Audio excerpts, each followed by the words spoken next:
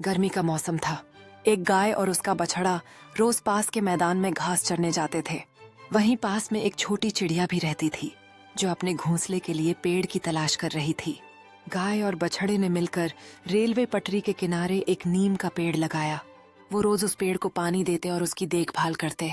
धीरे धीरे नीम का पेड़ बड़ा होने लगा और चिड़िया ने उसमें अपना घोंसला बना लिया। लेकिन एक दिन अचानक उसी पटरी पर तेज रफ्तार से ट्रेन आ गई और पेड़ से टकराकर उसे गिरा दिया। घोंसला भी टूट गया और चिड़िया उदास हो गई। गाय और बछड़ा बहुत दुखी हुए, लेकिन कुछ ही समय में उस टूटे पेड़ से एक नई कोपल फूटने लगी। चिड़िया ने नई उम्मीद से उस कोपल के पास फिर अपना घोंसला बनाने का फैसला किया।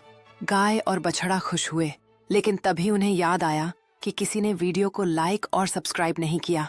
उन्होंने उदास होकर एक दूसरे की तरफ देखा और आसमान की ओर देखा कि शायद